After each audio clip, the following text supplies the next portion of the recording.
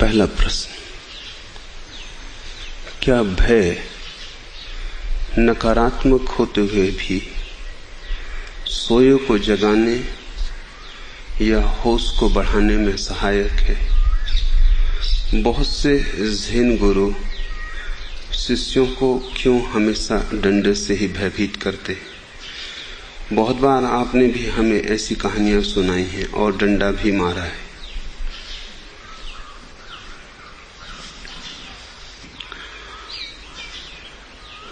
Zen गुरु डंडे का उपयोग करते हैं, लेकिन तुम्हें भयभीत करने को नहीं। गुरु के हाथ में डंडा देखकर तुम्हें भय लग सकता है, ये तुम्हारी व्याख्या है, ये तुम्हारी भूल है। गुरु के हाथ में डंडा देखकर तुम भयभीत हो जाते हो, क्योंकि डंडे में तुमने सदा भय ही देखा है, गुरु का प्रेम नहीं, करुणा नहीं। उस तरफ तुम्हारी आंखें अंधी और उस तरफ तुम्हारे हृदय में कोई संवेदना नहीं होती। गुरु डंडा उठाता है करुणावश, तुम्हें भयभीत करने को नहीं, तुम्हें जगाने को। चोट भी करता है, तुम्हें मिटाने को नहीं, तुम्हें बनाने को। मारता भी है ताकि तुम्हें जिला सके। लेकिन तुम्हें तो लगेगा भय, तुम्हें तो हर चीज से भय लगता है, क्योंकि भय तुम्हारे भीतर है। और जब तक तुम्हारे भीतर का भय न मिट जाए, तब तक तुम गुरु की करुणा को समझ भी ना पाओगे। उसकी करुणा भी तुम्हें भयभीत करती हुई मालूम पड़ेगी। बहुत बार मुझसे लोग पूछते हैं कि ज़ेन गुरुओं ने तो डंडा उठाया है, लेकिन ऐसा भारत में जैन गुरु हुए हैं, बौद्ध गुरु हुए हैं, हिंदू गुरु हुए हैं, उन्होंने तो ऐसा डंडा नहीं उठाया। क्या कारण? कारण इतना ही है कि ज़ेन गुरु की करुणा तुम्हारे गुरुओं से ज्यादा है। भारत के गुरुओं की एक धारणा है, वो है तटस्थ होने की। तुम्हारे प्रति एक तटस्थता को साधने की उनकी दृष्टि है। तुम लाभ ले सको तो ले लो, ना ले सको तुम्हारी मर्जी। लेकिन भारतीय परंपरा, भारतीय गुरु सीमा से बाहर जाकर तुम्हें लाभ पहुंचाने की चेष्टा न करेगा, वो उदासीन रहेगा। करुणा की कमी है, क्योंकि करुणा उदास नहीं हो सकती और करुणा उदासीन भी नहीं हो सकती। करुणा तो आएगी तुम्हारे मार्ग में, तुम्हें खींचेगी। तुम सोए हो तो तुम्हें हिलाएगी। भला तुम्हें अपनी नींद में लगे कि ये तो मेरा सपना तोड़ दिया, कितना प्यारा सपना था। भला तुम्हें नींद में लगे कि ये आदमी तो दुष्ट है, हिंसक है, मेरी सुखद सुहावनी नींद थी, नष्ट कर दी, चौंका दिया। सपने में तो प्रकाश से भरा था, जाग के तो रात अंधेरी मालूम पड़ती। सपने में थोड़ी बहुत रोशनी थी, वो भी इस आदमी ने बुझा दी और जगा के इस महाअंधकारपूर्ण रात्रि में छोड़ दिया। ये तुम्हारी दृष्टि है, क्योंकि तुम्हें जागने का अभी रस ही नहीं, तुम्हें जागने का अभी पता ही नहीं। तुम्हें यह भी पता नहीं है कि सपने के प्रकाश से जागने का अंधकार करोड़ गुना मूल्यवान है, क्योंकि सत्य है, मूल्य तो सत्य का है। तुम्हें डराने को नहीं, तुम्हें जगाने को। ज़ेन गुरुओं ने डंडा उठाया है, और ये भी ठीक है कि मैंने भी तुम्हें बहुत बार डंडे मारे हैं, उतने स्थूल नहीं कि तुम्हारा सिर तोड़ दे, लेकिन तुम्हारा अहंकार तोड़ सके उतने सूक्ष्म जरूर। उतने स्थूल नहीं कि तुम्हारे शरीर को चोट पहुंचाएं, लेकिन उतने सूक्ष्म जरूर कि तुम्हारे भीतर छिद जाएं और हृदय तक तीर की तरह पहुंच जाएं। निश्चित ही मैंने वे डंडे मारे, लेकिन अगर तुम्हें लग गए होते तो ये प्रश्न ना उठता। वो लगे नहीं। मेरी तरफ से कोशिश जारी रही, तुम्हारी तरफ से बाधा जारी रही। तो ऐसा भी हो सकता है कोई तुम्हें जगाए, हिलाए, लेकिन तुम ना जागो। तुम और जिद में गहरी नींद में सो जाओ। तुम जाग भी जाओ तो आंख ना खोलो, और जिद पकड़ लो आंख को बंद ही रखने की, नहीं जागने की। जैसे तुमने कसम खा ली हो, तो हिला के भी तो तुम्हें नहीं जगाया जा सकता है। और जो आदमी सोया हो वो तो जगाया भी जा सकता है, लेकिन जिसने सोए रहने की जिद कर रखी हो वो तो जागा ही हुआ है, सिर्फ अहंकार की वजह से सो रहा है। उसे तो उठाना भी बहुत मुश्किल है। सच है, मैंने भी तुम्हें डंडे मारे हैं, लेकिन तुम्हें लगे नहीं।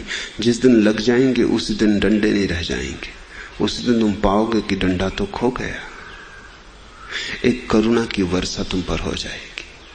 उस दिन जो कांटे की तरह लगा था कल तक, अचानक फूल हो जाएगा। उस दिन गुरु का डंडा तुम्हारे ऊपर फूलों की वर्षा मालूम होगी। तो ये प्रश्न ना उठता। तुम भी तैयार हो, थोड़ा अपने को उघाड़ो ताकि डंडा तुम्हारे मर्म स्थल में लग जाए। मैं तुम्हें रोज रोज डंडे मारता हूं, तुम रोज रोज मलहम पट्टी करके वापस आ जाते हो। तुम फिर वही हो। तुम्हें थोड़ा चौंकाता हूं, तुम करवट लेके फिर सो जाते हो। काफी समय ऐसे ही व्यतीत किया, और ज्यादा समय किसी के भी हाथ में नहीं। कोई भी नहीं जानता कल होगा नहीं होगा, इसलिए कल पर बहुत भरोसा मत करो। आज ही उपयोग कर लो। जागना है, आज ही जाग जाओ, कल पर मत टालो। लेकिन क्षुद्र बातों के लिए आदमी विराट बातों को टाले चला जाता है। दुकान है, बाजार है, परमात्मा को टाल देता है, मोक्ष को टाल देता है। नोन तेल लकड़ी खरीदना है, उसमें निर्वाण को छोड़ देता है। एक छोटे से स्कूल में ऐसा हुआ। शिक्षक पूछ रहा था बच्चों से कि तुम में से जो स्वर्ग जाना चाहते हो हाथ ऊपर कर दे। एक को छोड़कर सबने हाथ ऊपर कर दिए। शिक्षक थोड़ा हैरान हुआ। उसने पूछा कि अब तुम में से जो नरक जाना चाहते हो वो हाथ ऊपर कर दे। किसी ने भी हाथ ऊपर न किया। उसने भी नहीं जो स्वर्ग के समय भी हाथ नीचे रखे बैठा रहा था। शिक्षक ने उससे पूछा तेरी क्या मर्जी है, न तुझे स्वर्ग जाना न तुझे नरक जाना, तुझे जाना कहां है? उसने कहा मेरी मजबूरी ये है कि मेरी मां ने घर से चलते वक्त कहा स्कूल से छुट्टी होते ही सीधे घर आना।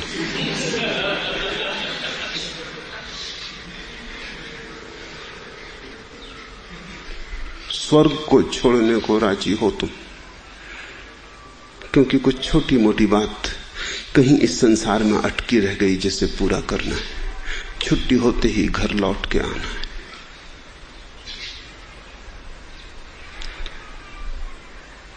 और ऐसा भी होता कि तुम बिल्कुल ही सोए होते तो भी ठीक था। बिल्कुल ही जो सोए हैं वो तो यहां आए ही नहीं। तुम्हारी नींद में थोड़ा सा बहान आना शुरू हो गया है। तुम्हारी नींद गहरी नहीं है। अब जरा सी हिम्मत, जरा से साहस और सहयोग की जरूरत है कि तुम जाग जाओगे। और सोकर तो कुछ भी किसी ने कभी पाया नहीं है, सिर्फ खोया है। और जागकर सब मिल जाता है। कुछ पाने को शेष नहीं रह जाता है। ये सौदा बड़ा सस्ता है। खोते तुम कुछ भी नहीं, पाते सब हो। फिर भी तुम हिम्मत नहीं जुटा पाते हो। ये गणित बिल्कुल सीधा है। जब मेरा डंडा तुम्हारे सिर पे पड़े तो तुम बचाव मत करना, उसे पड़ ही जाने देना। और जब तुम्हारे हृदय में तीर लगे तो तुम रुकावट मत डालना, तुम उसे छिद ही जाने देना। तुम मलहम पट्टी बंद करो, तुम मरने को राजी हो जाओ, क्योंकि वही पुनर्जन्म, वही पुनरुज्जीवन का सूत्र है।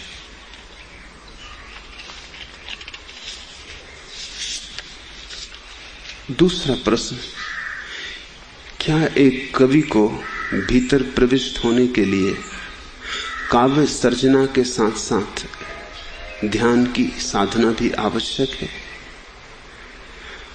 यदि आवश्यक है तो रविंद्रनाथ और खलील जिब्रान ने अपने जीवन में कौन सी ध्यान साधना का आश्रय लिया? यदि आवश्यक नहीं तो बताएं कि काव्य सर्जना ही कैसे जीवन साधना बन जाए कि कवि को एक चोर की भांति भीतर न घुसना पड़े, वह भी एक अतिथि की तरह मंदिर में प्रविष्ट होने का आनंद अनुभव कर सके।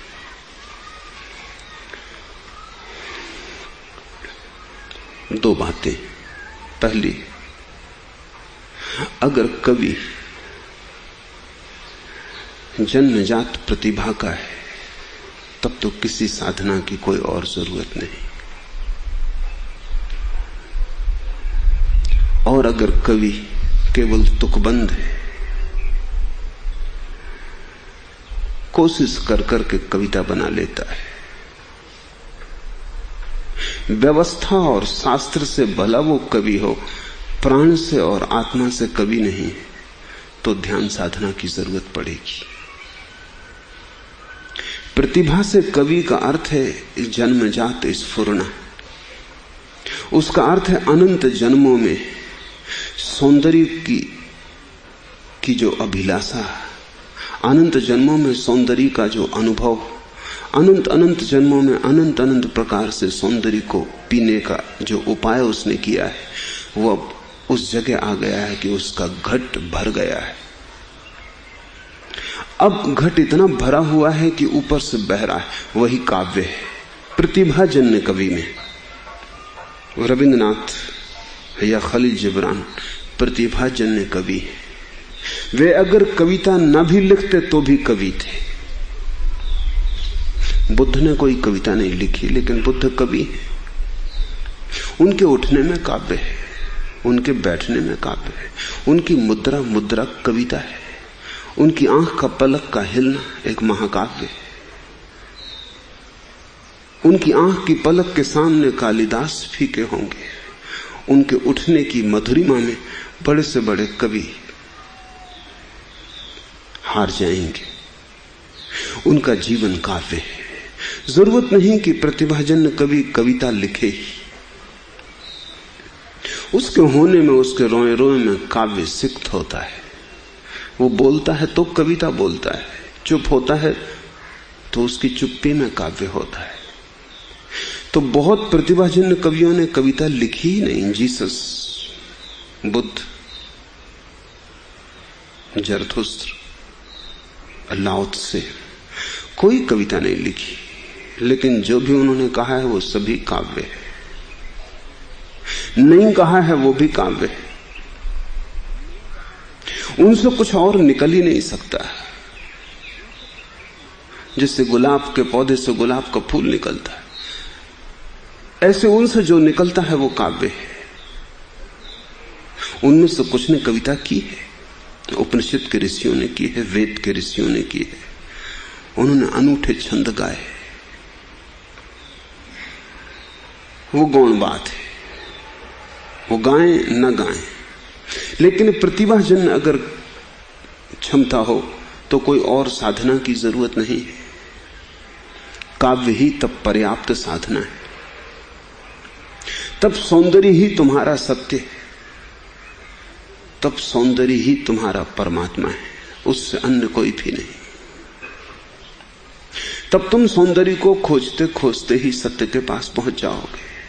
तब तुम गीत को साधते साधते ही पाओगे कि गीतकार भी सध गया। इसे थोड़ा समझना, थोड़ा बारीक है। जब गीतकार गीत को साधता है तो अकेला गीत थोड़ी सधेगा, गीतकार भी सधेगा। जब चित्रकार चित्र को बनाता है तो अकेला चित्र थोड़ी ही बनेगा, चित्रकार भी साथ साथ बनेगा, दोनों का जन्म साथ साथ होगा। ऐसा समझो कि एक स्त्री को बच्चा पैदा हुआ, तुमने एक तरफ से देखा है तो तुम कहते हो कि बच्चे का जन्म हुआ, दूसरी तरफ से देखो तो मां का भी जन्म हुआ, क्योंकि इसके पहले वो मां ना थी। दो जन्मे हैं उस दिन। बच्चा तो एक तरफ से देखने पर तुम कहते हो, दूसरी तरफ से मां भी जन्मी, क्योंकि अब तक वो एक साधारण स्त्री थी। मां और स्त्री में बड़ा फर्क है। मां होना एक अलग ही अनुभव है जो स्त्री, साधारण स्त्री को उपलब्ध न था। मां होना तो ऐसे है जैसे वृक्ष में फल लग गए, मां न होना ऐसा था जैसे वृक्ष बिना फल का रह जाता। एक बांझ दशा थी जिसमें फूल ना लगे, फल ना लगे, एक पीड़ा थी। मां तो एक खिलाव है। जिस दिन बच्चा पैदा होता है उस दिन दो जन्मते हैं, इस तरफ बच्चा, उस तरफ मां। लेकिन दुनिया एक ही को देखती है, क्योंकि मां का जन्म बड़ा सूक्ष्म है। उसके लिए न तो अस्पताल में भर्ती होने की जरूरत मालूम पड़ती है, न चिकित्सक की जरूरत पड़ती, न दाई की। वो बड़ी सूक्ष्म भाव दशा है, भीतर चुपचाप घटित हो जाता है। स्त्री विलीन हो जाती है, मां का आविर्भाव हो जाता है। जहां कल तक एक साधारण स्त्री थी, वहां अब एक मां है, भरी पूरी। जब कवि कविता को साधता है तो कविता ही थोड़ी सधती है।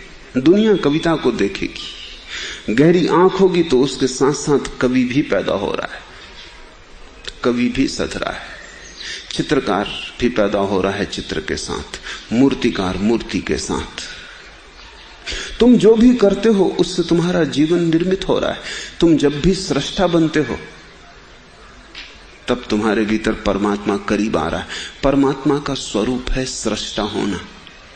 तो जब भी तुमने कुछ सृजन किया तुम परमात्मा के पास पहुंचे। अगर तुम सृष्टा हो गए तो तुम परमात्मा हो गए। परमात्मा को सृष्टा कहना बड़ी मधुर बात है। इस कारण नहीं कि उससे कोई दर्शन शास्त्र की पहेली सुलझती है, नहीं, कुछ भी नहीं सुलझता, उलझन और बढ़ जाती। मेरे लिए इस परमात्मा को सृष्टा कहने का अर्थ बिल्कुल ही दूसरा है। वो अर्थ यह है, उसमें परमात्मा पर जोर नहीं है, सृष्टा पर जोर है। वो अर्थ यह है कि जो भी सृष्टा हो जाएगा वो परमात्मा हो जाएगा। सृष्टा होना परमात्मा का गुणधर्म नहीं है, परमात्मा का स्वभाव है। जब भी तुम कुछ निर्मित कर पाते हो तब एक पुलक, तब एक आनंद, एक अहोभाव तुम में भर जाता है। अभागे हैं वे लोग जो अपने जीवन में कुछ भी सृजन नहीं कर पाते, जिन्होंने न कभी कुछ बनाया, न कभी बनाने का आनंद जाना, जिन्होंने कभी कुछ सृजन नहीं किया। दो पंक्तियां गीत की पैदा न हुई, एक मूर्ति न बनी, एक चित्र न उभरा, जिनके जीवन में कुछ सृजन जैसी घटना ही न घटी, ऐसे लोग अभागे हैं। तो अगर सौंदर्य की दिशा खुली है जन्म के साथ, तब तो किसी और साधना की जरूरत नहीं, तब कला ही ध्यान हो जाएगी। तब तुम कला में डूब डूब कर ही उसे पालोगे जो परम कलाकार है। तब कला ही तुम्हारा मार्ग होगी। परमात्मा तक पहुंचने के तीन मार्ग हैं। एक मार्ग है सत्य के खोजी का, ध्यान उसकी प्रक्रिया है। दूसरा मार्ग है सौंदर्य के खोजी का, कला, इतना लीन हो जाना कला में कि कलाकार मिट जाए, उसकी प्रक्रिया है। और तीसरा है शिवम, सत्यम सुंदरम शिवम। शिवम का अर्थ है शुभ। वो जीवन को निखारने और पवित्र करने की प्रक्रिया है। उसे योग कहो, तंत्र कहो, वो जीवन को निखारने की प्रक्रिया है शुभ की दिशा में। तुम धीरे धीरे अपने को पवित्र और कुंवारा करते चले जाते हो। तुम सारी अपवित्रता छोड़ देते हो। तुम ऐसे हो जाते जैसे सद्ध स्नात, सदा ही स्नान किए हुए। अगर नीति शास्त्र अपनी परम ऊंचाई पर पहुंचे तो वो शिवम का मार्ग है। तब तुम आचरण को शुद्ध करते हो, परिशुद्ध करते हो, निखारते हो।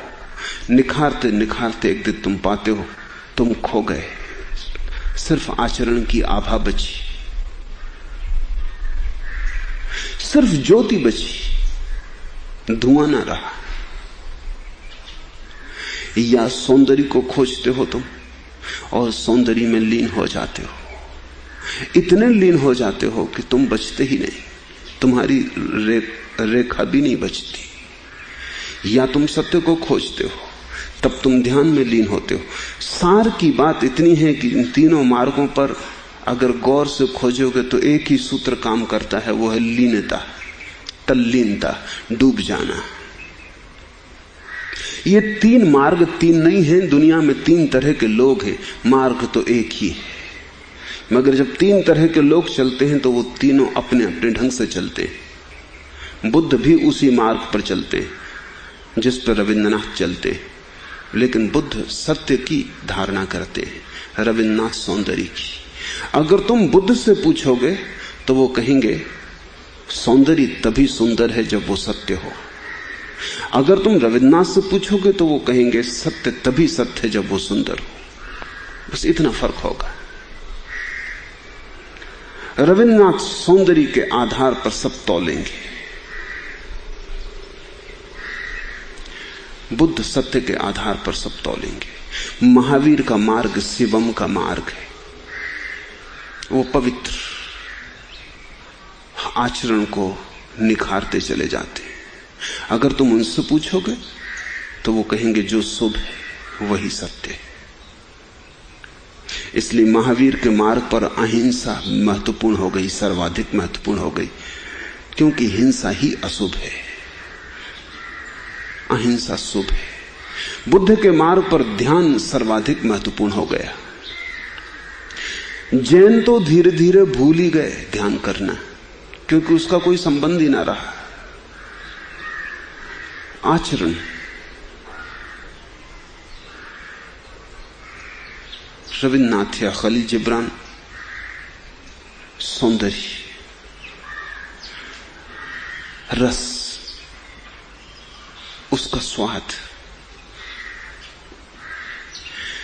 ये तीन तरह के लोग हैं दुनिया में।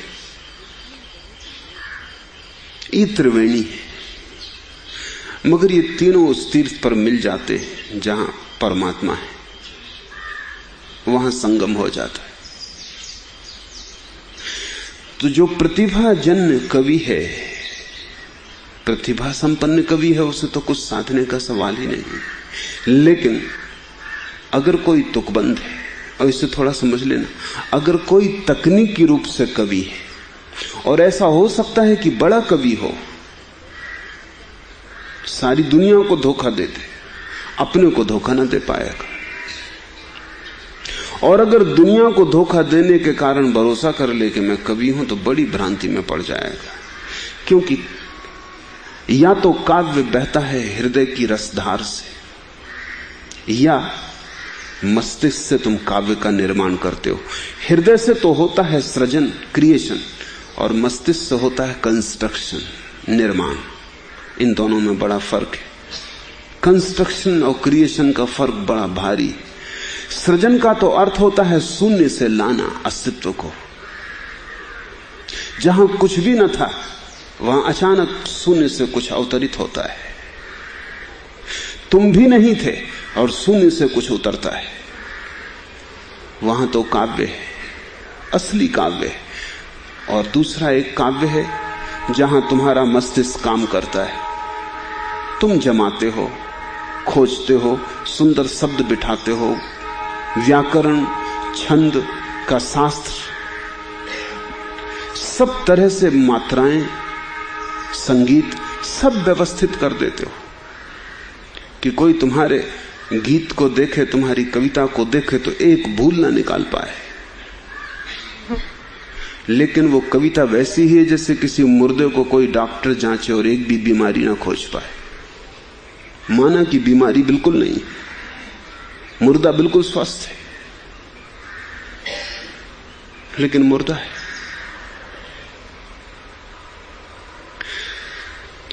दुनिया में 100 कवियों में 99 तुकबंद होते, उनमें से कई तो बहुत प्रसिद्ध हो जाते हैं क्योंकि तकनीकी ढंग से उनकी कुशलता बड़ी प्रगाढ़ होती। कभी कभी तो ऐसा होता है असली कवि उनके सामने फीका पड़ जाता है, क्योंकि असली कवि व्याकरण और छंद के पूरे नियम पालन नहीं कर पाता। असली कवि पूरी तरह अनुशासनबद्ध नहीं हो पाता। असली कवि के भीतर ऐसी धारा बह रही कि बांध तोड़ के बहने लगती, सीमाएं छोड़ देती है। वो पूर आई नदी है, वो नियम नहीं मानती। इतने जोर से आती है धारा कि कवि खुद बह जाता है, कौन नियम को संभाले। लेकिन जो नकली कवि है वो नियम को बांध लेता है, वो एक एक हिसाब से सारी चीज सजा के रख देता है। उसके काव्य में तुम्हें भूल ना मिलेगी, काव्य भी ना मिलेगा, सब नियम पूरा होगा, प्राण ना होंगे, लाश सजी हुई रखी होगी। बिल्कुल असली का धोखा दे, प्लास्टिक के फूल होंगे जो कभी ना मुरझाएंगे। और कभी कभी ऐसे लोग बहुत लोगों को धोखा दे देते हैं, क्योंकि साधारण आदमी की काव्य की पहचान कहां? साधारण आदमी का काव्य से संबंध क्या? लेकिन ऐसे लोग चाहे कितने ही महत्वपूर्ण हो जाएं, ज्यादा देर तक उनका महत्व टिकता नहीं, खो जाता है। पुच्छल तारों की तरह वो किसी रात में चमकते हैं और विलीन हो जाते। ध्रुव तारा वे नहीं हो पाते। ऐसा अगर तुम्हारा काव्य हो कि तुम तुकबंदी कर रहे हो, तुम चेष्टा आयोजन कर रहे हो, तुम अपनी तरफ से निर्माण कर रहे हो, तो फिर तुम्हें ध्यान की जरूरत पड़ेगी। ऐसा काव्य काफी नहीं होगा। ऐसा काव्य वस्तुतः है ही नहीं, एक उपक्रम है, अनायास नहीं। अंग्रेजी का महाकवि कोलरिज जब मरा तो उसके घर में 40,000 कविताएं अधूरी पाई गई। उसने जीवन में कुल 7 कविताएं पूरी की। उसके मित्रों ने सैकड़ों बार उससे कहा कि तुम 7 कविताओं के बल पे महाकवि हो गए हो, अगर तुम्हारी ये सारी कविताएं पूरी हो जाएं तो संसार में तुम्हारा कोई मुकाबला ही ना रहेगा किसी भाषा में।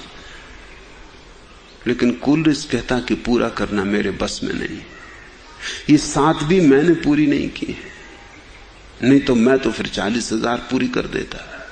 ये उतरी है, जितनी उतरती हूं उतनी मैं लिख देता हूं। मैं तो केवल माध्यम। कभी 3 पंक्तियां उतरती तो 3 लिख देता हूं, चौथी नहीं उतर रही, मैं क्या करूं? राह देखता हूं, प्रतीक्षा करता हूं, कभी उतरती 2-4 साल बाद, अचानक चौथी कड़ी आ जाती, तब मैं लिख देता हूं। मैं अपनी तरफ से नहीं जोड़ता। चौथी मैं जोड़ सकता हूं, 3 तैयार है, चौथी जोड़ दूं, पद पूरा हो जाएगा, लेकिन वो मेरी होगी और वो थेगड़े की तरह अलग मालूम पड़ेगी, वो परमात्मा से नहीं आई। ऐसा हुआ कि रविंद्रनाथ ने जब गीतांजलि का अंग्रेजी में अनुवाद किया तो वो संदिग्ध थे, क्योंकि कविता मातृभाषा में ही पैदा हो सकती है। दूसरे की भाषा में आयोजन करना ही होगा, वो सहज नहीं हो सकता। तो उन्होंने C.F. एंड्रूज को अपना अनुवाद दिखलाया। एंड्रूज ने कहा सब ठीक है, सिर्फ 4 जगह व्याकरण की भूलें हैं। एंड्रूज पंडित थे, भाषा के ज्ञाता थे। रविन्द्रनाथ ने अहोभाव माना कि उन्होंने भूलें बता दी, उन्होंने वो भूलें सुधार ली। फिर लंदन में अंग्रेजी के बड़े कवि ईट्स ने एक छोटा सा मित्रों का समूह बुलाया था, कवियों की गोष्ठी, रविन्द्रनाथ को सुनने के लिए। रविन्द्रनाथ ने कविताएं अपनी सुनाई ठीक उन्हीं 4 जगहों पर। अंग्रेज कवि ईस्ट ने कहा और तो सब जगह ठीक है, नदी ठीक बहती, 4 जगह कुछ अड़चन आ गई, 4 जगह ऐसा लगता है चट्टान पड़ गई, कुछ बात है। रविन्द्रनाथ तो चौंके, क्योंकि वो तो उनके अतिरिक्त किसी को भी पता नहीं कि 4 जगह C.F. एंड्रूज कहां थे। फिर भी उन्होंने पूछा वो कौन सी 4 जगह? ईस्ट ने ठीक वे ही 4 स्थान बता दिए जो एंड्रूज ने सुधरवा दिए थे कि इनमें काव्य नहीं है, भाषा है, गणित पूरा बैठ गया, व्याकरण ठीक हो गई, लेकिन काव्य की धारा टूट गई। तो रविन्द्रनाथ ने अपने शब्द जो उन्होंने पहले रखे थे वो बताए। ईट्स ने कहा कि ये ठीक है, भाषा की भूल है, लेकिन काव्य सरलता से बहता है, चलेगा। काव्य भाषा की फिक्र नहीं करता, काव्य के पीछे भाषा आती। तो अगर तुम गणित में कुशल हो काव्य के, उतने से काफी ना होगा, क्योंकि तुम उसमें डूब ना पाओगे। वो तुम्हारे प्राणों की पूरी पूर्णता न बन पाएगी, तुम्हारे प्राण पूरे पूरे नाच ना सकेंगे उसमें, तुम दूर ही खड़े रहोगे। तुम्हें बिना छुए तुम्हारा काव्य निकल जाएगा, स्नान ना हो पाएगा, तो ध्यान कैसे होगा? तो तुम्हें ध्यान अलग से करना होगा। इसलिए ठीक कवि को अपने भीतर सोच लेना चाहिए, काव्य मेरी चेष्टा तो नहीं है। क्योंकि अक्सर ऐसा होता है, जवानी में सभी कविताएं करते, तुकबंदी कौन नहीं कर सकता है, फिर कुछ तो उससे छूट जाते हैं, झंझट से कुछ उलझ जाते। मेरे गांव में जब मैं छोटा था तो बहुत कवि थे, एक हवा आ गई थी काव्य की, और घर घर में कविता होती थी, और हर 7-8 दिन में एक कवि सम्मेलन गांव में होता। तो जो भी थोड़ी बहुत तुकबंदी कर सकता था वो भी लिखने लगा, क्योंकि जब सभी कवि हो रहे थे तो कौन पीछे रह जाता। और बड़ी वाहवाही होती थी, क्योंकि गांव के लोग सुनने इकट्ठे होते, उनको कविता का कोई आभासा तो पता नहीं, तुकबंदी का ही मजा था। तुकबंदी खूब गतिमान थी।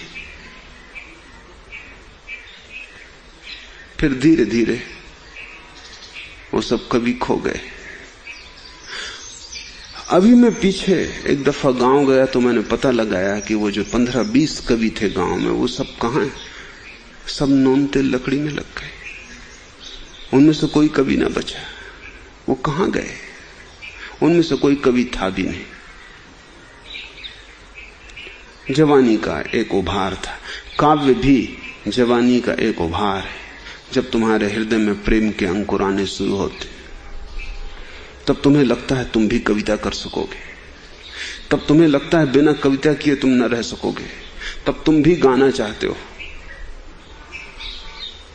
मगर वो गुनगुनाहट बाथरूम की गुनगुनाहट है, उसे तुम बाहर मत लाना। सभी कवि नहीं है, सभी कवि होने को नहीं है। अपने घर गुनगुनाना, कोई स्त्री तुम्हारी कविता सुनने को राजी हो उसको सुना देना, लेकिन उसको बाहर मत ले आना। वो तुकबंदी है, और बाहर की प्रशंसा कभी कभी अटका देती है। मैंने एक कवि के संबंध में सुना है कि वो अपने जीवन के अंत में किसी को कह रहा था कि मैं बड़ी उलझन में पड़ गया कविताएं करके, जिंदगी मेरी बर्बाद हो गई इन कविताओं में। जब शुरू किया था तब तो मैं सोचता था कि मैं कवि हूं, 10 साल लग गए ये बात समझने में कि मैं कवि नहीं हूं। तो उसके मित्र ने पूछा, अगर समझ गए थे कि कवि नहीं तो फिर बंद क्यों ना कर दिया? उसने कहा, तब तक मैं काफी प्रसिद्ध हो चुका था, फिर बंद करना मुश्किल था। फिर अहंकार दांव पर लग गया, पूरी जिंदगी बर्बाद हो गई। अक्सर ऐसा होता है, जब तुम भूल समझ पाते हो तब तक भूल के कारण ही तुम्हारी इतनी प्रतिष्ठा हो चुकी होती कि अब तुम पीछे भी कैसे लौटो। लोग तुम्हें कवि मानने लगे, महाकवि मानने लगे, चित्रकार मानने लगे, कोई तुम्हें साधु मानने लगा, कोई तुम्हें सन्यासी मानने लगा। अब ये लोग तुम्हें झंझट में डाल देते हैं, अब तुम लौट नहीं सकते। अगर कविता केवल तुकबंदी हो, कोई हर्जा नहीं है शब्दों से खेलने से, मजे से खेलो, लेकिन तब ध्यान अतिरिक्त चाहिए। अकेला काव्य काम न दे सकेगा और तुम प्रभु के मंदिर में अतिथि की तरह प्रवेश न कर पाओगे।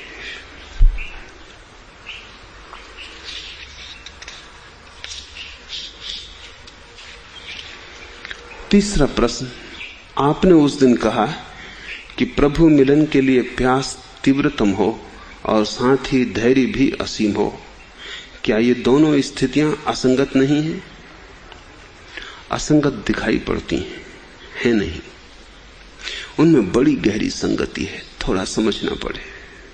ऊपर ऊपर असंगत मालूम पड़ती हैं, भीतर जुड़ी हैं, भीतर सेतु है। समझे? वस्तुतः अगर प्यास बहुत गहरी हो तो धैर्य बहुत गहरा होगा ही, क्योंकि बहुत गहरी प्यास का अर्थ ही यही होता है, बहुत गहरा भरोसा।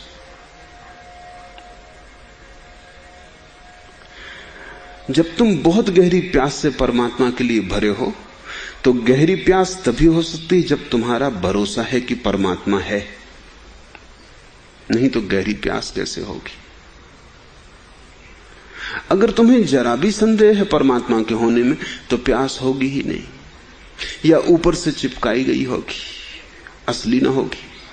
प्राण उससे जुड़े ना होंगे, बौद्धिक होगी, समग्र ना होगी। एक खंड कहता होगा ठीक है खोज लो शायद हो, लेकिन बाकी हिस्सा कहते रहेगा व्यर्थ परेशानी में पड़े हो। तो तुम घड़ी भर भी प्रतीक्षा न कर सकोगे। घड़ी भर भी तुम्हें बैठने को कहा जाए तो वो जो हिस्सा विरोध में है और जो कहता है मुझे भरोसा नहीं, वो कहेगा क्यों समय नष्ट कर रहे हो, ये घंटा भर खराब हुआ, इतनी देर में कितने नोट नहीं बनते, कितना बैंक में बैलेंस जमा नहीं हो जाता, इतनी देर में क्या नहीं कर गुजरते, क्यों बैठे नाहक समय खराब कर रहे हो।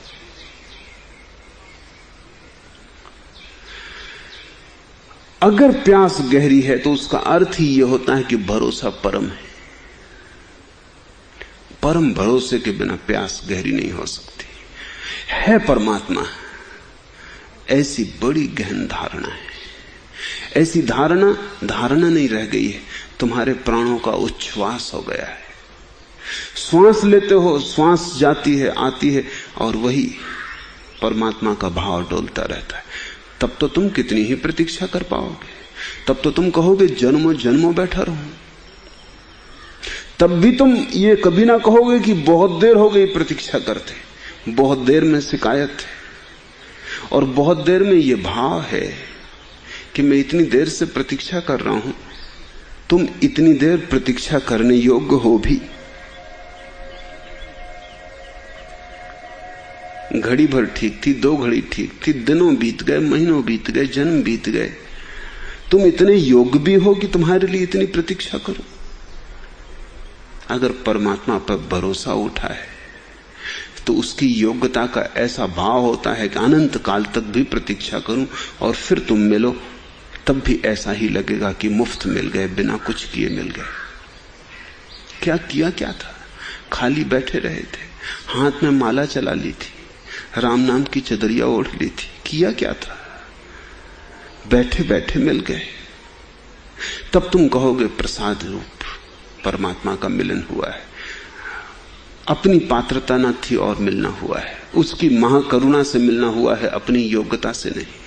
इसलिए ध्यान रखो, तीव्रतम प्यास और असीम ध्यान और असीम धैर्य, दोनों में असंगति नहीं है, बड़ी गहरी संगति है।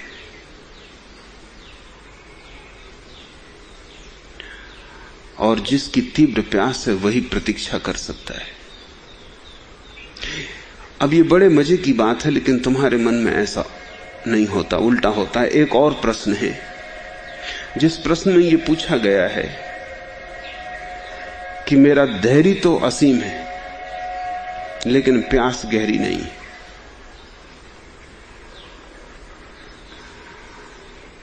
अगर प्यास गहरी नहीं तो जिससे तुम धैर्य समझ रहे हो वो धैर्य नहीं। तुम असल में मांग ही नहीं रहे हो तो प्रतीक्षा करने का सवाल ही क्या है। तुमने मांगा ही नहीं है, तुमने चाहा ही नहीं है, अभीप्सा ही नहीं जगी, तो धैर्य का सवाल कहां उठता है। जिस व्यक्ति ने मांगा नहीं वो कह सकता है ठीक है, बहुत धैर्य है, हम प्रतीक्षा कर सकते हैं। वस्तुतः उसकी आकांक्षा नहीं है, इसलिए वो तटस्थ है, उदासीन है। वो कहता होगा जब हो जाएगा, उसे फिक्र ही नहीं, वो दो कौड़ी का मानता है इस बात को कि होगा कि नहीं होगा।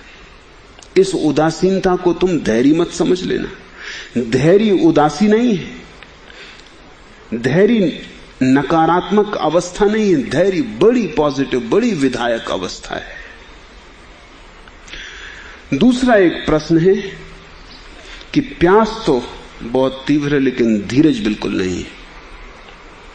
तो भी प्यास प्यास नहीं है, वासना है, तो भी तुम भूल कर रहे हो, तब वो भी तुम्हारा लोभ है। जैसे तुम संसार की और चीजें पाना चाहते हो, ऐसे ही परमात्मा को भी पाना चाहते हो। जैसे और सब चीजों पर तुमने कब्जा कर लिया, मुट्ठी बांध ली, तुम दुनिया को दिखाना चाहते हो कि देखो मेरी मुट्ठी में बड़ी कार ही नहीं, परमात्मा भी है। बड़ा मकान ही नहीं, धन दौलत ही नहीं, परमात्मा को भी बांध दिया है खंबे से, ये भी मेरी ही सेवा में लगे। तब तुम जिसे प्यास कह रहे हो वो प्यास नहीं, वो लोभ है, वासना है। क्या फर्क होता है प्यास और लोभ में? प्यास में तुम जलते हो,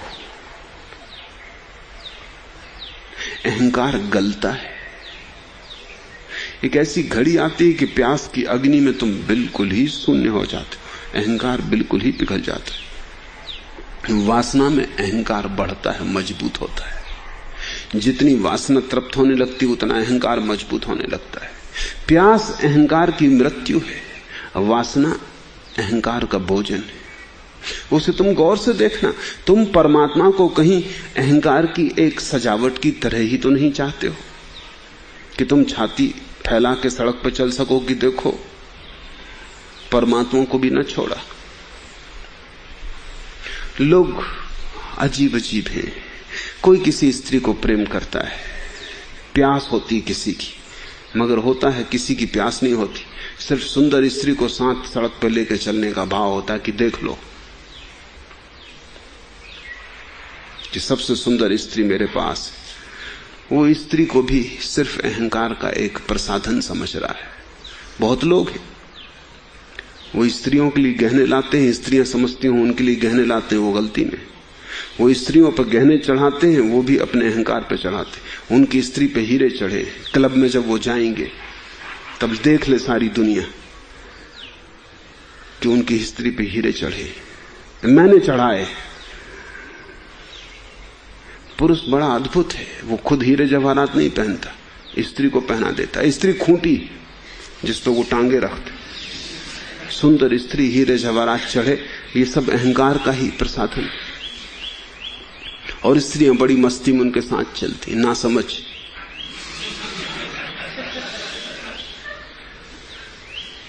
वो समझती ये हार उन्हीं के लिए लाया गया है,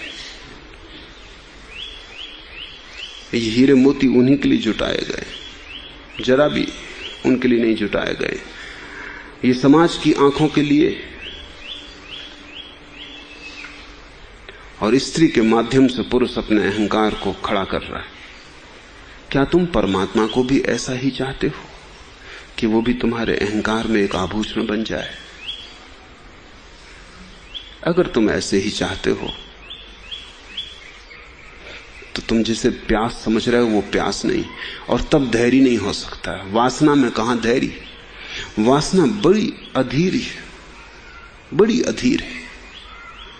वासना कहती अभी इसी वक्त चाहिए।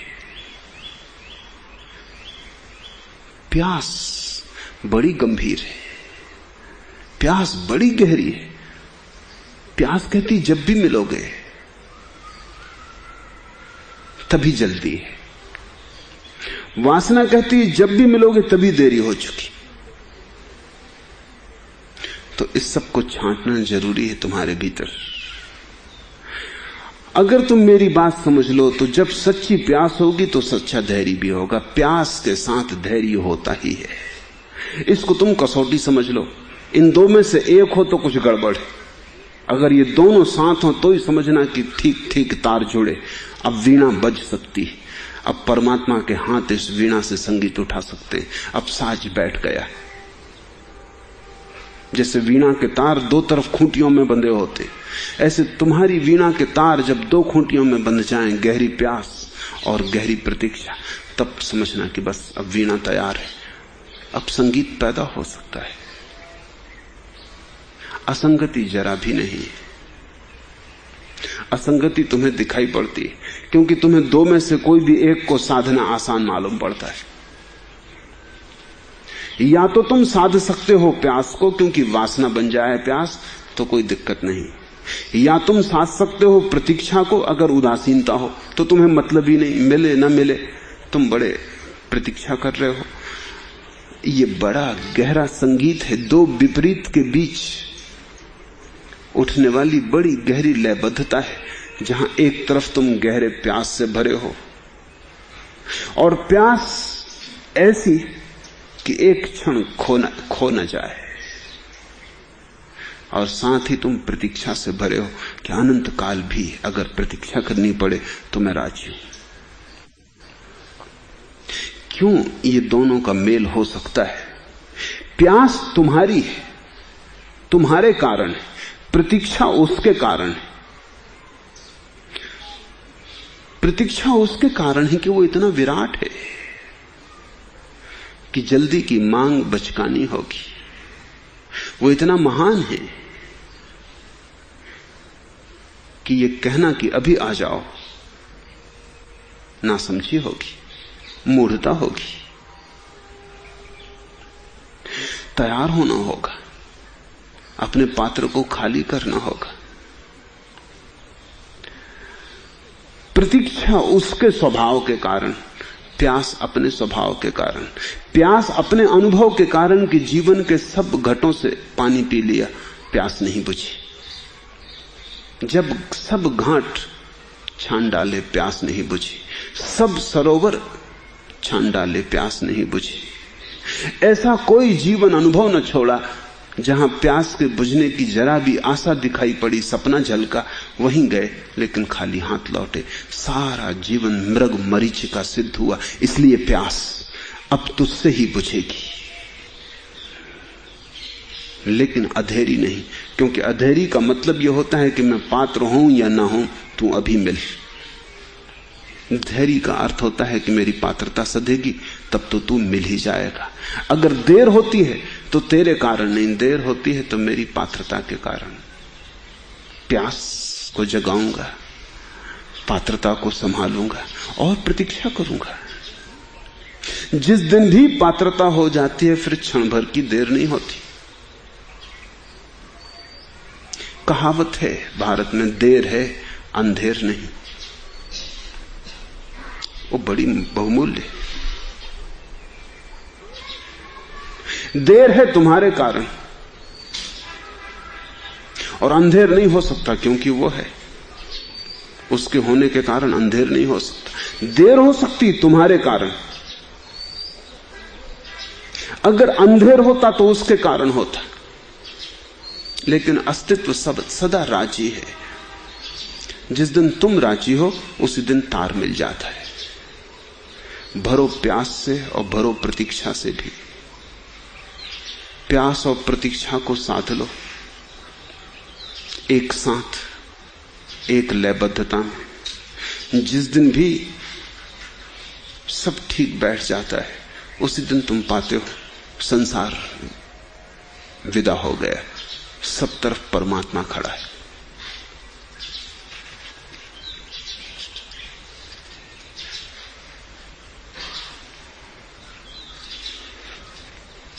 चौथा प्रश्न, मुझे ऐसा समझ में आया कि आपने परसों कहा कि सब मन के रोग प्रेम की कमी से पैदा होते।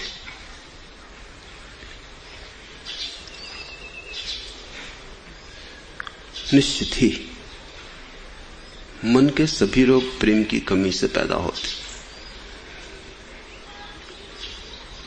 लेकिन इस सत्य को समझना पड़े। जीवन में 3 घटनाएं जो बहुमूल्य, जन्म, मृत्यु और प्रेम। और जिसने इन 3 को समझ लिया उसने सब समझ लिया। जन्म है शुरुआत, मृत्यु है अंत, प्रेम है मध्य। जन्म और मृत्यु के बीच जो डोलती है लहर वह प्रेम। इसलिए प्रेम बड़ा खतरनाक भी है, क्योंकि उसका एक हाथ तो जन्म को छूता है और एक हाथ मृत्यु को। इसलिए प्रेम में बड़ा आकर्षण है और बड़ा भय भी। प्रेम में आकर्षण है जीवन का, क्योंकि उससे ऊंची जीवन की कोई और अनुभूति नहीं है। इसलिए जीसस ने तो परमात्मा को प्रेम कहा, वस्तुतः प्रेम को परमात्मा कहा। बड़ी ऊंची तरंग है उसकी, उससे ऊंची कोई तरंग नहीं। कोई गौरी शंकर प्रेम के गौरी शंकर से ऊपर नहीं जाता।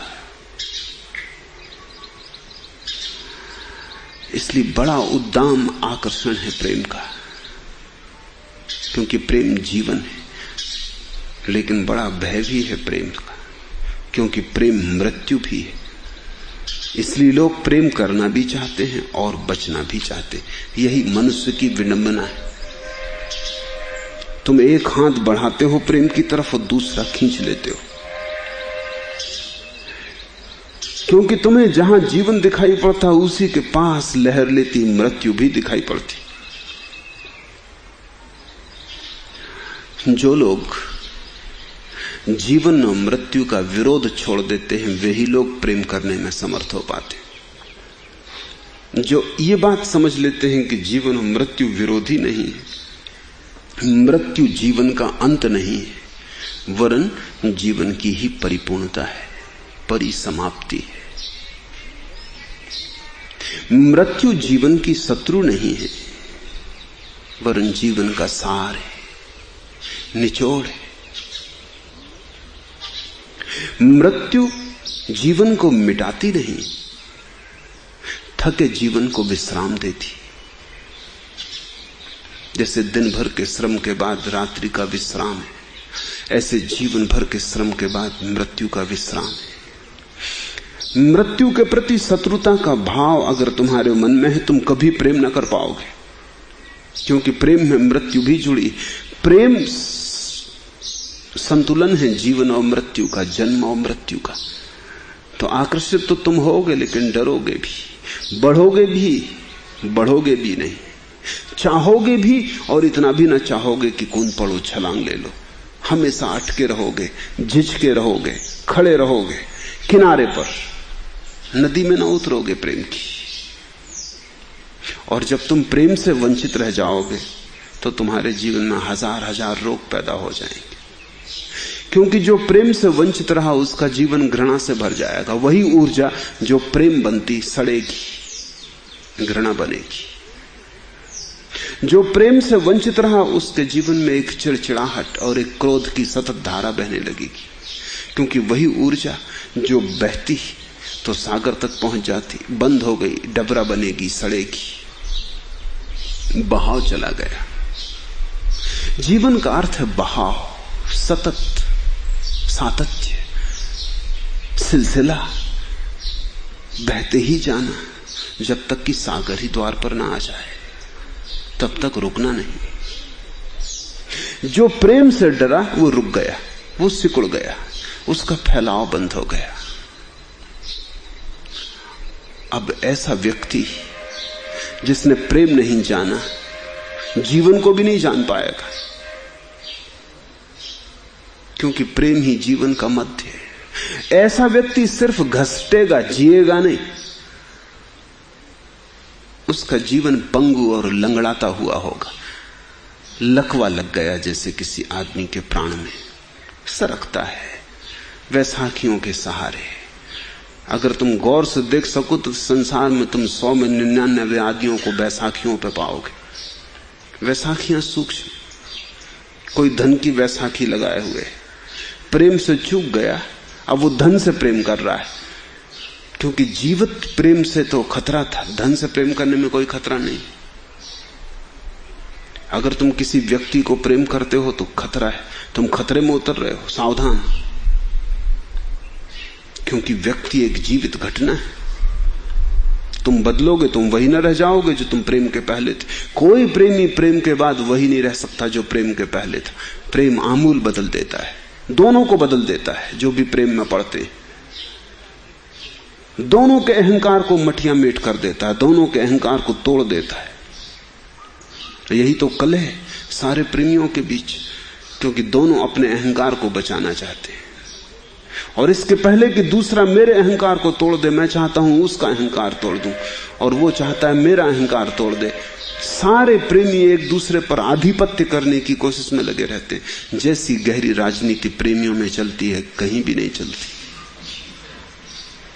प्रतिपल 24 घंटे उठते बैठते एक राजनीति। कौन मालिक? प्रेसी कहती मैं तुम्हारे चरणों की दासी, उसकी आंखों में यह भाव बिल्कुल दिखाई नहीं पड़ता। शायद ये चरणों की दासी होना उसका ढंग है मालकिन होने का। वो तुमसे कह रही कि मैं तुम्हारे चरणों की दासी, ताकि तुम कहो कि नहीं नहीं तू तो मेरे हृदय की मालकिन। अगर तुमने ये ना कहा तो वो कभी भी इस बात को क्षमा न कर सकेगी। मतलब ही और था, चरणों की दासी। अगर तुमने मान ही लिया कि बिल्कुल ठीक कह रही तू चरणों की दासी, तो वो तुम्हें कभी क्षमा न कर पाएगी। मुल्ला नसरुद्दीन अपनी प्रेसी से कह रहा था कि आऊंगा कल सांझ, पूरे चांद की रात है, चाहे आग बरसे, चाहे पहाड़ मेरे रास्ते में खड़े हो जाएं, चाहे सारा संसार विरोध करे, मगर कल आऊंगा। बिना देखे तुझे नहीं रह सकता है।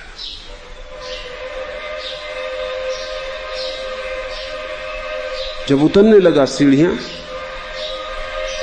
तो बोला आऊंगा जरूर अगर पानी ना गिरा।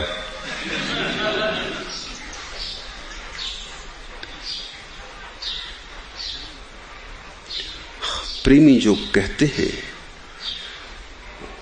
उसको सीधा सीधा मत समझ लेना,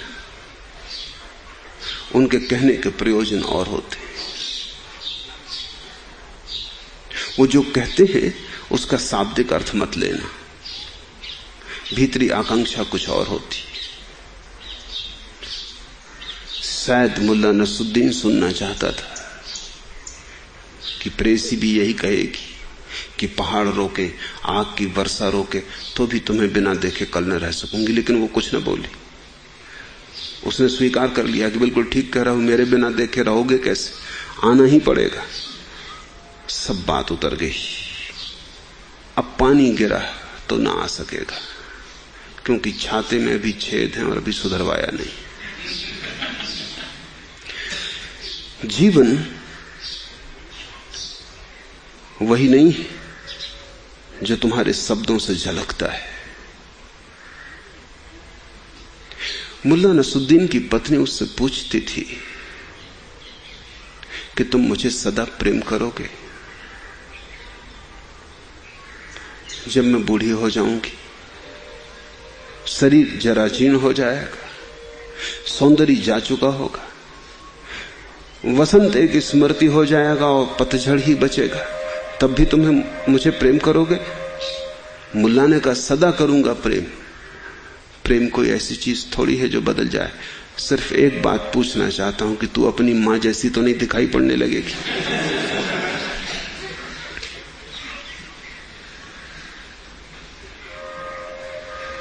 फिर वे बूढ़े हो गए और एक दिन पत्नी कहने लगी कि तुमने कसम खाई थी मौलवी के सामने कि सुख में या दुख में हर हालत में तुम मुझे प्रेम करोगे, लेकिन अब तुम्हारा वो प्रेम न रहा। मुल्ला ने कहा निश्चित कसम खाई थी कि सुख में और दुख में प्रेम करेंगे, लेकिन बुढ़ापे की तो कोई बात ही ना उठी थी। शब्दों पर मत जाना। प्रेमी कह कुछ रहे हैं, उन्हें भी पता नहीं क्यों कह रहे हैं। शायद उनके अचेतन में ही डूबी होगी बात, उनके चेतन में भी खबर नहीं आई है। वे भी नहीं समझ पा रहे हैं कि क्या हो रहा है, लेकिन बड़ी गहरी राजनीति चल रही है। एक दूसरे पर कब्जा करने का भाव चल रहा है। उसी कब्जे में कलह है और संघर्ष है। तो फिर इस भय से लोग व्यक्तियों को प्रेम करना ही बंद कर देते हैं, वस्तुओं को प्रेम करते हैं, धन को प्रेम करते हैं, मकान को प्रेम करते हैं, कार को प्रेम करते हैं, जानवरों को प्रेम करते हैं, कुत्ता बिल्ली पाल लेते हैं। पश्चिम में बहुत लोग कुत्ता बिल्ली पाले हुए। आदमी से प्रेम करना कठिन हो गया है। कुत्ता सदा ठीक है, किसी तरह की राजनीतिक दांव पेच खड़े नहीं करता। मारो तो भी पूंछ हिलाता है, डांटो तो भी पूंछ हिलाता है। कुत्ता बिल्कुल कूटनीतिज्ञ है, डिप्लोमेट। और कुत्ते सब मन में सोचते होंगे कि आदमी भी कैसा बुद्धू, सिर्फ पूंछ और तुम उसे राजी कर लो। सिर्फ पूंछ को हिलाओ और उनका क्रोध नदारत हो जाता है। तुम कितनी ही भूल चूक करो, सब क्षमा हो जाती। आदमी भी कैसा बुद्धू। लेकिन कुत्ते समझ गए, उन्होंने मैकियावेली और कौटिल्य सबको समझ लिया है कि सार कितना है। सार इतना है, खुशामद में सार है।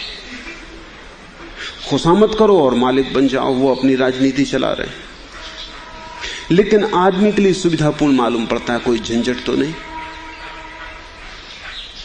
कुत्ता सदा पूंछ हिलाता रहता है, सदा स्वागत के लिए खड़ा रहता है।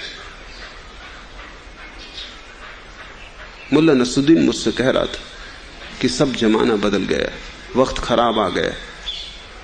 पहले मैं घर आता था तो पत्नी चप्पल लेके हाजिर होती थी, कुत्ता भौंकता था। अब हालत बिल्कुल बदल गई, पत्नी भौंकती है, कुत्ता चप्पल लेके हाजिर है। तो मैंने उससे कहा तू नाहक परेशान हो रहा है, सेवा तो वही की वही है, चप्पल भी मिल रही, भौंकना भी मिल रहा है, इसमें इतना परेशान होने की कोई जरूरत नहीं।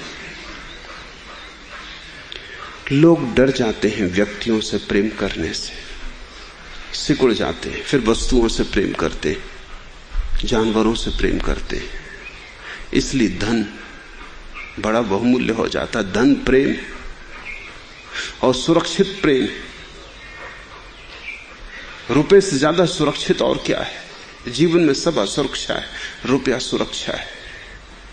तिजोरी से ज्यादा स्थिर और कुछ भी नहीं मालूम होता। तिजोरी ही सनातन मालूम होती है, शाश्वत मालूम होती है। पत्नी आज है कल ना हो, पति आज है कल ना हो, बेटा अभी है और कल सांस टूट जाए। नहीं, ये सब धोखा है। इनमें से कोई कभी भी दगा दे जाता है। समझदार आदमी इन झंझटों में नहीं पड़ता। वो सीधा ऐसी चीज को प्रेम करता है जो सदा रहेगी। वो असली गुलाब की तरफ नहीं देखता, क्योंकि सुबह तो खिलेगा, सांझ मुरझाएगा भी।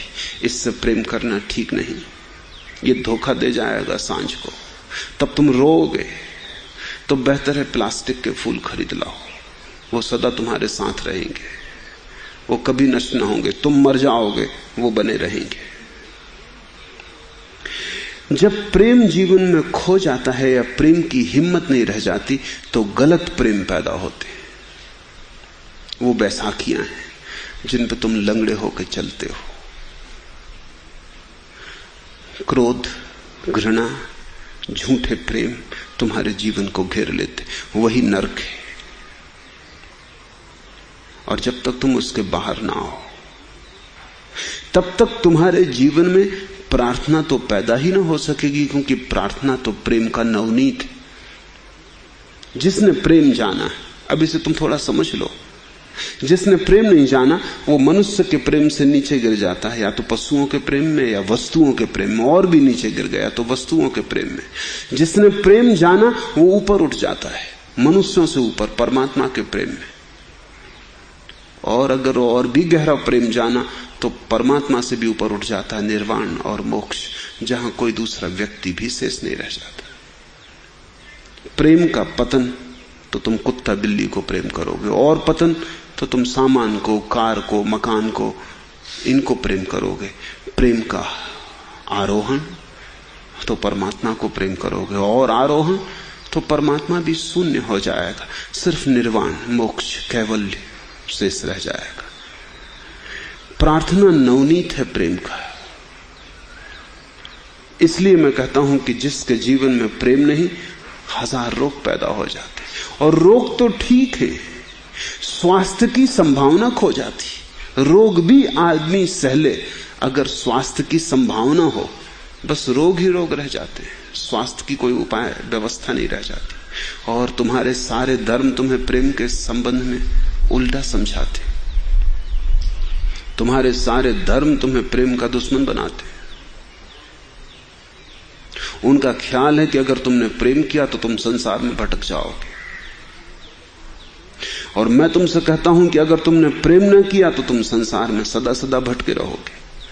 तुमने अगर प्रेम किया तो तुम संसार के पार हो जाओगे। क्यों? क्योंकि प्रेम में एक बड़ी कीमिया है, वो जन्म भी है और मृत्यु भी। तुम जब प्रेम में उतरोगे तो तुम पाओगे जीवन भी अपनी चरम ऊंचाई पे पहुंच जाता है और मृत्यु भी एक साथ। क्योंकि प्रेम में तुम इतने प्रफुल्लित होते हो जितने कभी न थे, ऐसे खिलते हो जैसे कभी न खिले थे, और प्रेम में तुम्हारा अहंकार ऐसा मर जाता है जैसा कभी न मरा था। तुम ऐसे मिट जाते हो जैसे कभी न मिटे थे। ये अनूठी घटना, ये जगत का सबसे बड़ा रहस्यपूर्ण राज प्रेम में घटता है। एक तरफ से तुम हो जाते हो, दूसरी तरफ से मिट जाते हो। एक तरफ से तुम विराट हो जाते हो, दूसरी तरफ से राख हो जाते हो। अहंकार तो बिल्कुल मिट जाता है, और अहंकार के पार जो तुम्हारा सात्विक, शाश्वत, सनातन रूप है, वो अपनी परिपूर्ण प्रखरता में उग आता है। प्रेम को जिसने जाना, उसने जन्म को भी जाना और मृत्यु को भी जाना। जो प्रेम में जिया और प्रेम में मरा, उसने जीवन के पूरे रहस्य को समझ लिया। तब उसे मृत्यु का कोई भय नहीं रहता, क्योंकि उसने मर के देख लिया। मर के देख लिया कि मरना नहीं होता है। उसने मर के देख लिया कि मैं तो बचा ही रहता हूं और प्रगाढ़ होकर बच जाता हूं। उसने मर के देख लिया कि मैं अमृत हूं। जिसने प्रेम में ये देख लिया, वो मृत्यु की प्रतीक्षा करता है, क्योंकि जब प्रेम की छोटी सी मृत्यु में इतना अपूर्व अमृत का स्वाद मिला, तो जब मृत्यु पूरी आएगी तब तो कहने ही क्या। कबीर कहते हैं, कब मिटी हूं, कब भेंटियों पूर्ण परमानंद। कब मिटूंगा उसकी प्रतीक्षा कर रहा हूं। कब मिटूंगा, कब मिलूंगा पूर्ण परमानंद से। थोड़े से रस को जाना, अभी बूंद का स्वाद चखा, कब सागर का स्वाद चखूंगा। बूंद से पता तो चल गया सागर के राज का, प्रेम से पता तो चल गया परमात्मा का, लेकिन बूंद, एक कण भर स्वाद मिल गया। अब कब मिटी हो, कब भेंटी हो पूर्ण परमानंद। इसलिए मैं कहता हूं, प्रेम से बचना मत, प्रेम का अतिक्रमण करना है। प्रेम को नीचे मत उतारना है, पायदान पर प्रेम को ऊपर ले जाना है। प्रेम से भागना मत, क्योंकि जो प्रेम से भागा वो परमात्मा से भाग गया। प्रेम को जानना, प्रेम में प्रवेश कर जाना, क्योंकि जिसने प्रेम में प्रवेश किया, प्रवेश करते वक्त तो वो प्रेम जैसा मालूम पड़ता था। जब तुम प्रवेश कर जाओगे तब तुम पाओगे ये तो परमात्मा का द्वार था। इसलिए जीसस ठीक कहते हैं, प्रेम परमात्मा है। अब प्रेम नरक है, प्रेम स्वर्ग है।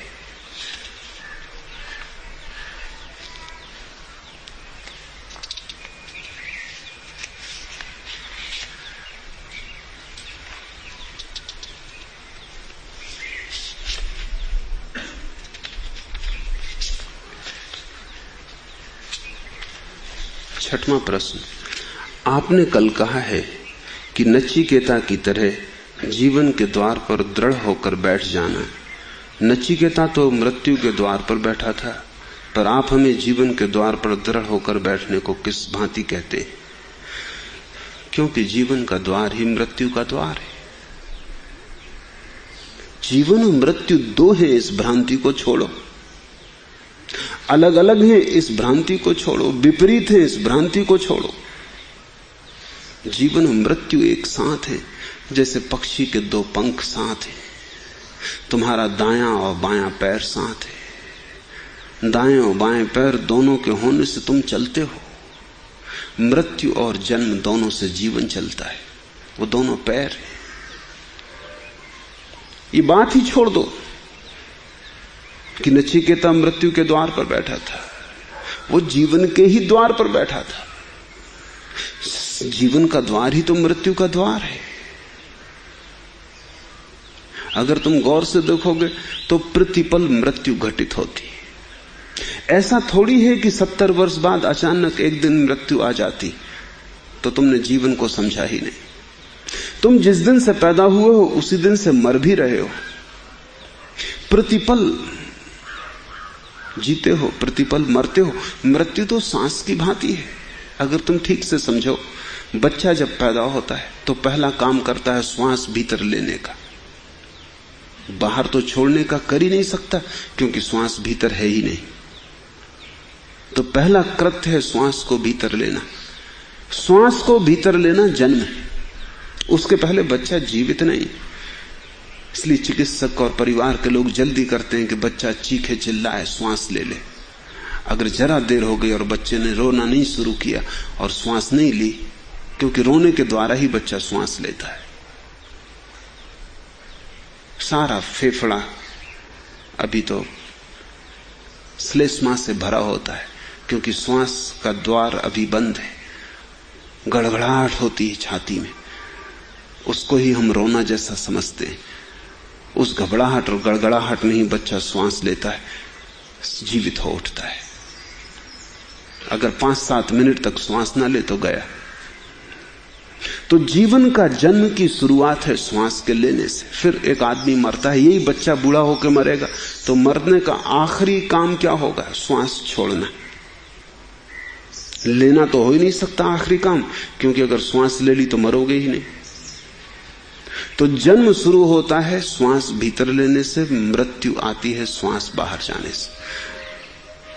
अगर ये बात तुम्हें समझ में आ जाए तो प्रतिपल तुम जन्म ले रहे हो, प्रतिपल तुम मर रहे हो, क्योंकि श्वास भीतर बाहर आ रही। जब तुमने श्वास भीतर ली तो तुम जीवित होते हो, जब तुमने श्वास बाहर छोड़ी तुम मरे। पर ये इतनी तीव्रता से घट रहा है कि तुम्हें पता नहीं चलता। इसलिए ज्ञानी कहते हैं कि प्रतिपल जन्म है और प्रतिपल मृत्यु।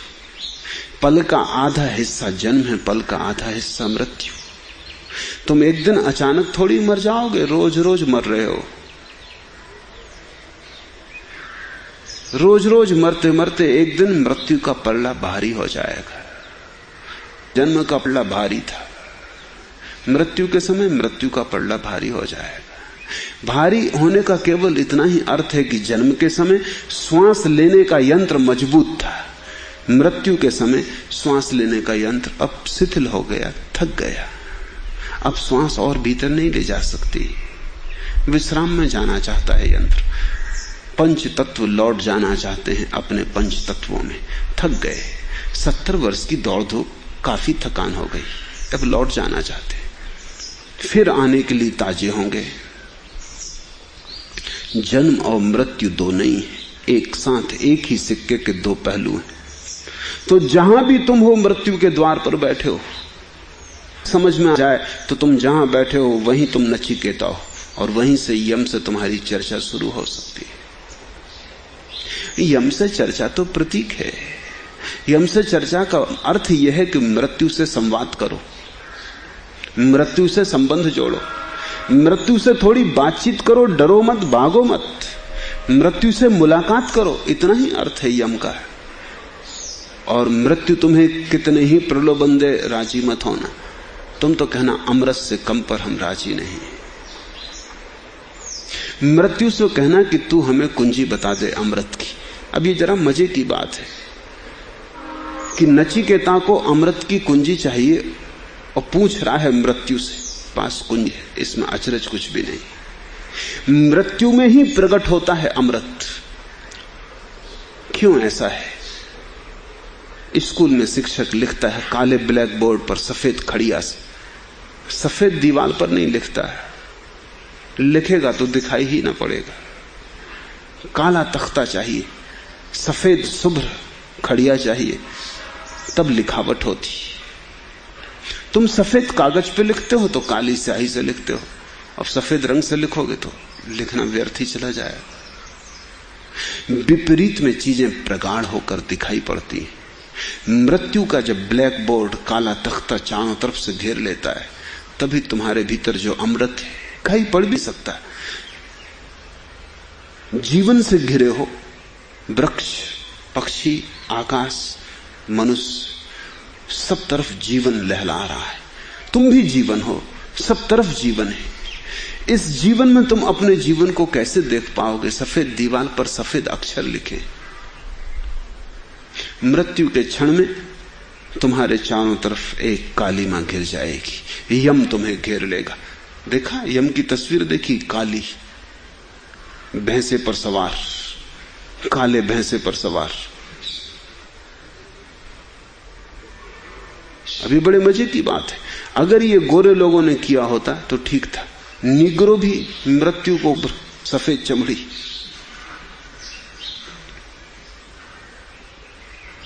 वो भी काला ही मानते हैं मृत्यु को। उनको समझ में आ जाएगी तो वो बदल देंगे। मैंने सुना है कि कुछ इस तरह का सिलसिला चलता कि ईश्वर को काला चित्रित किया जाए, क्योंकि निग्रो ईश्वर काला होना चाहिए। ये तो सफेद चमड़ी वाले लोगों की करतूत है कि ईश्वर गोरा, और ये सफेद चमड़ी वालों की करतूत है कि शैतान काला। तो कुछ राजनीति चलती है। और कोई आश्चर्य न होगा कि निग्रो तय कर ले कि हम तो अब मौत को सफेद रखेंगे, सफेद घोड़े पर सवार, सफेद, मगर जचेगी ना का नहीं।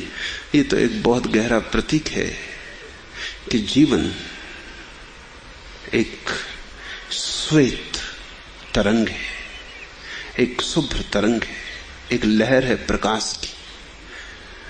तुमने कभी ख्याल किया, दिया जलता है, दिया बुझता है, अंधेरा सदा है। अंधेरे को न जलाना पड़ता न बुझाना पड़ता। दिया आता है जाता है, अंधेरा सदा है। जन्म आता है जाता है, मृत्यु सदा है। जैसे तुम थक गए, मृत्यु की गोद तैयार है, वो सदा से तैयार है। अभी तुम चाहो अभी लौट जाओ। मृत्यु प्रकाश में विश्राम मुश्किल है, इसलिए तो दिन में नींद मुश्किल है। सूरज आकाश में हो तो नींद मुश्किल है। रात भी कोई बल्ब जला के सोए तो मुश्किल है।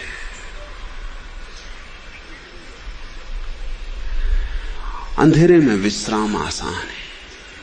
अंधेरे में एक विश्राम है। अंधेरा बड़ा शांत है, विरामपूर्ण है। इसलिए मृत्यु अंधकार है, क्योंकि वो विश्रांति है। सब चहल पहल खो गई, सब तरंगें जा चुकी, कुछ दिखाई नहीं पड़ता, महाअंधकार ने घेर लिया। उस महाअंधकार के क्षण में ही अचानक चौंकते हो तुम कि मैं, जितनी अंधेरी रात हो तारे उतने ही शुभ्र मालूम पड़ते। दिन में भी तारे हैं आकाश में। तुम ये मत सोचना कि कहीं चले गए, जाएंगे कहां। दिन में भी हैं लेकिन दिखाई नहीं पड़ते, चारों तरफ प्रकाश है। अगर तुम किसी गहरे कुएं में चले जाओ 300 फीट नीचे, तो वहां से तुम्हें दिन में भी तारे दिखाई पड़ेंगे, क्योंकि बीच में 300 फीट की अंधकार की परत आ जाएगी। मृत्यु के ही क्षण में अमृत दिखाई पड़ता है। इसलिए उपनिषद की कथा बड़ी मधुर है। नचिकेता को भेज दिया है मृत्यु के पास कि वो अमृत को जान ले। उतना ही बचने देगा जिसको मिटाने का कोई उपाय नहीं, ताकि सब टूटे फूटे खंडहर के बीच, अहंकार के खंडहर के बीच, सपनों के खंडहर के बीच तुम उसे पहचान लो जो सत्य है, जिसको कोई तोड़ना चाहे तोड़ नहीं सकता, छेदना चाहे छेद नहीं सकता। कृष्ण ने गीता में कहा, नैनम छेदंती शस्त्राणि, मुझे शस्त्र छेद नहीं सकते। ना हम दहती पावका, मुझे आग जला नहीं सकती। मगर आग में ही पता चलेगा कि जला सकती है या नहीं। शस्त्र छिदेंगे तभी पता चलेगा कि छिदते हैं या नहीं। मौत में आग भी जलेगी, शस्त्र भी छिदेंगे, अंधकार सब तरफ से घेर लेगा। उस क्षण अगर होश रहा, जीवन का सबसे बड़ा विचारक प्लेटो का विचार और प्लेटो की विचार की क्षमता इतनी प्रगाढ़ थी कि उसका नाम बुद्धिमानी का प्रतीक हो गया। मैं छोटा था, मेरे दादा गैर पढ़े लिखे आदमी थे, उन्होंने प्लेटो का तो कभी नाम भी नहीं सुना था। लेकिन प्लेटो का जो भारतीय नाम है अफलातून, वो जब मुझ पर नाराज होते थे तो वो कहते थे बड़े अफलातून के बेटा बने। मैं उनसे पूछता अफलातून कौन, तो वो कहते होगा कोई। उनको पता नहीं कि अफलातून कौन है, लेकिन अफलातून प्लेटो, वो जब बहुत ही नाराज हो जाते तब वो अफलातून का उपयोग करते थे। ये प्लेटो मर रहा था, मरण सैया पे पड़ा था, मित्र इकट्ठे थे। किसी ने पूछा कि एक आखिरी सवाल और, तुमने जीवन भर जो कुछ कहा, जो कुछ समझाया, जो कुछ सिखाया, उसे सार में कह दो, क्योंकि तुम्हारे शास्त्र तो बड़े और जटिल, और हम समझ पाए न समझ पाए, भूल जाएं भटक जाएं। तुम हमें सार में कह दो, एक ही वचन में कह दो, दो चार शब्दों में कह दो, ताकि हम कंठस्थ कर लें और सूत्र द आर्ट टू डाई। उसने आंख बंद कर ली और मर गए। ये उसके आखिरी वचन थे। मरने की कला, सारा धर्म मरने की कला है, सारा ध्यान मरने की कला है। मरने की कला का मतलब यह है कि तुम होश से मरना, मगर होश से तुम तभी मर सकोगे जब तुम होश से जियो। क्योंकि होश कोई ऐसी चीज नहीं है कि अचानक मरने लगे और साध लिया।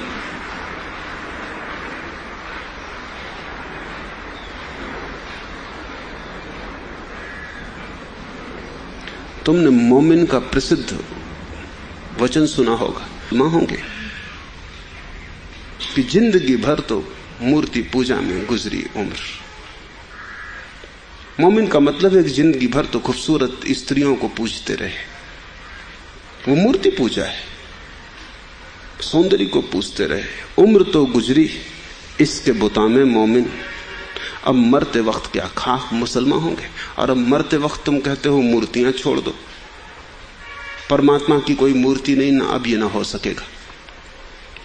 अगर जीवन भर होश को न साधा तो मरते वक्त तुम न साध सकोगे। अभी साध लो, अभी समय। तो मौत जब आए, अपने जाग हुआ पाया, मौत उससे हार जाती। जिसको भी मौत ने जागा हुआ पाया उसकी मौत होती ही नहीं। उस तरह के आदमी के मरण को ही हम मुक्ति कहते हैं, मोक्ष कहते हैं। वो मरता नहीं, वो मुक्त होता है।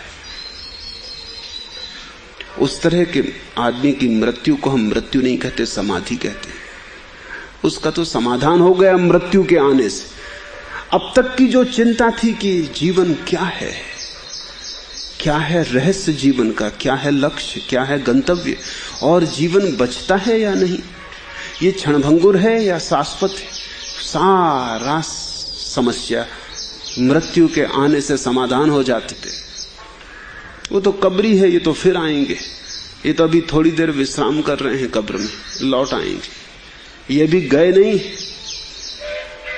इनका एक पैर अभी यहीं है, ये जल्दी ही लौटने की तैयारी करेंगे। जरा सो गए, थोड़े थक गए थे, फिर वापस आ जाएंगे। हम उस व्यक्ति की कब्र को समाधि कहते हैं जो अब लौटेगा नहीं, क्योंकि जिसने मृत्यु का राज समझ लिया उसे लौटने की जरूरत ही ना रही। जिसने मृत्यु को जान लिया उसने जन्म को भी जान लिया। जिसने जन्म और मृत्यु को जान लिया उसको अब कुछ जानने को बाकी ना रहा। तो तीन महत्वपूर्ण घटनाएं हैं। जन्म कुछ किया जा सकता है, लेकिन शायद संस्कृति, सभ्यता, समाज तुम्हें प्रेम न करने दे, अड़चन डाले, बाधा खड़ी करे।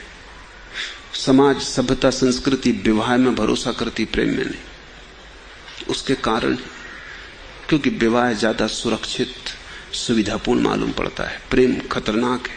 प्रेम ऐसा है जैसे तूफान आए समुद्र में नाव को छोड़ना, अनजाने वन पथ पर पगडंडियों से यात्रा करना। विवाह राजपथ पर चलना है, सीमेंट पटा मार्ग है, व्यवस्थित, जरा गड़बड़ हुई तो अदालत है। प्रेम झंझट है, विवाह सुविधा है। सुविधा के कारण लोग प्लास्टिक के फूल खरीद लिए, असुविधा से बचने के लिए असली फूलों से बच गए। इसलिए जन्म तो तुम कुछ अब कर नहीं सकते, हो गया। प्रेम भी करने में तुम्हें बड़ी बाधाएं पड़ेंगी, लेकिन कुछ कर सकते हो। बड़ी अड़चनें होंगी, लेकिन कुछ कर सकते हो। पर मृत्यु के संबंध में तो तुम सब कुछ कर सकते हो, कोई अड़चन नहीं, कोई बाधा नहीं है। इसलिए जन्म को भी फिक्र छोड़ दो अगर, तो चलेगा। अगर प्रेम में भी पाओ कि अब बहुत उलझन है, समय जा चुका, तुम बेहोश ना पाए, सब हो जाएगा। जागा हुआ जो मरता वो मरता ही नहीं, वो अमृत को उपलब्ध हो जाता है। लेकिन अगर प्रेम की कोई भी संभावना हो, क्योंकि कुछ आश्चर्य नहीं कि तुम्हें अपनी पत्नी से ही प्रेम हो, तुम्हें अपने बच्चे से प्रेम हो, लेकिन तुम उससे भी डर रहे हो। मैं एक मित्र के घर में रहता था, मैंने उन्हें कभी उनके बच्चों से बात करते नहीं देखा, पत्नी को कभी पास बैठे नहीं देखा। चलते थे तो इतनी तेजी से, नौकरों की तरफ यहां वहां नहीं देखते थे, बड़े धनपति थे। मैं उनसे पूछा कि मामला क्या है। उन्होंने कहा कि अगर जरा बच्चों से पूछ, लौट में ले आना। नौकरों की तरफ देखो, तनख्वाह फौरन बढ़ाओ। तो मैं सीख ही गया हूं, किसी की तरफ देख नहीं हो, तेजी से चलना, और किसी के पास बैठना नहीं, हमेशा अखबार पढ़ना। पत्नी वहां है तो बीच में अखबार, क्योंकि जरा ही कुछ करो महंगा पड़ता है। अब ये आदमी मर गया, इस आदमी के जीवन में प्रेम की कोई सुगंध ना रही, ये सड़ गया, ये लाश है। ये पैसा बचा लेगा, खुद को गंवा देगा। अगर प्रेम की कोई संभावना हो तो उसे खिलने देना, डरो मत। खोने को कुछ भी नहीं है, सिर्फ पाने को है। और जो खोने का तुम्हें डर है वो खो जाने दो। इस भाव दशा को ही मैं समर्पण कहता हूं। तुम जीवन के प्रति समर्पित हो जाओ और तुम पाओगे कि तुम धन्य भाग से भर गए हो। तुम पर आशीर्वादों की वर्षा हो गई, तुम्हारे प्राण पुलकित हो गए। अब तुम उदास नहीं, थके मांदे नहीं। जीवन की धार सागर से जुड़ गई। अब तुम उलीचो कितना ही, चुकता नहीं है, बढ़ता है। आज इतना ही।